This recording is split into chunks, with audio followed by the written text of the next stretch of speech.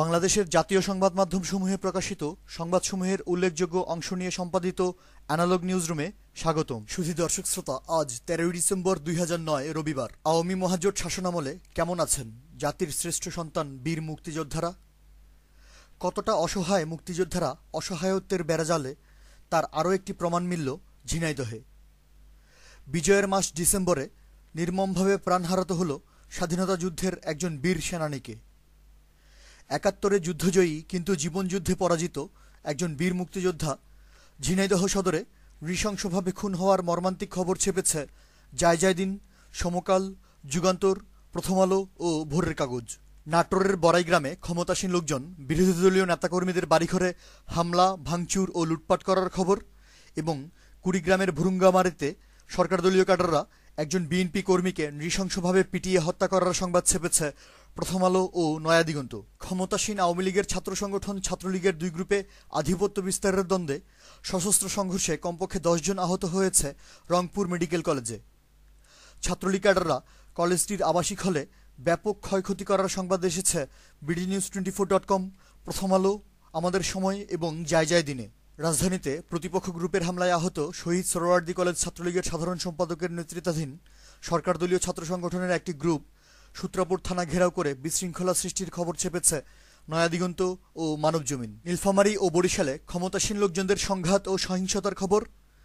বগুড়া সদরে আওয়ামী যুবলীগ কর্মীর কাছ থেকে অবৈধ অস্ত্র উদ্ধার হওয়ার সংবাদ এবং সরকারদলীয় ক্যাডাররা নোয়াখালীর সোনাইমুড়িতে যুবদল নেতার ব্যবসা প্রতিষ্ঠান জোরপূর্বক দখল করে নেওয়ার খবর ছেপেছে যুগান্তর, নয়াদিগন্ত, প্রথম আলো ও জায়জায়দিন।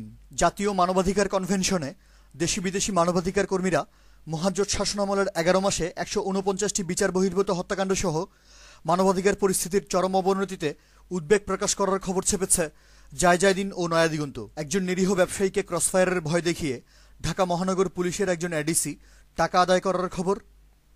অশান্ত জনপদ পার্বত্য খাগড়াছড়িতে উপজাতীয় জঙ্গিদের গোলাগুলিতে একজন খুন হওয়ার সংবাদ। দেশের সমুদ্র উপকূলে নৌদস্যুদের বেপরোয়া অপহরণ বাণিজ্যের খবর।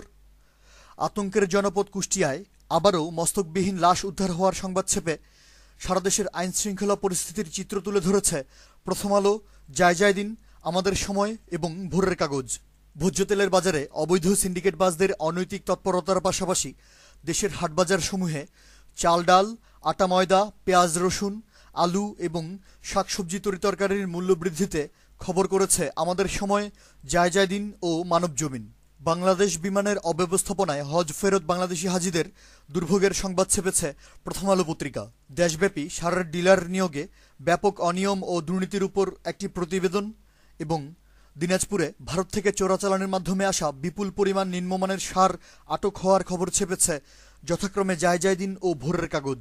ব্রাহ্মণবাড়িয়া সীমান্ত দিয়ে প্রতিনিয়ত বিপুল পরিমাণ ভারতীয় মাদকদ্রব্যের অবৈধ অনুপ্রবেশের উপর একটি প্রতিবেদন করেছে যুগান্তর পত্রিকা। অ্যানালগ নিউজ আজ এ পর্যন্তই। আমাদের পরবর্তী নিউজ শোনার আমন্ত্রণ জানিয়ে আজকের মতো বিদায়। ধন্যবাদ।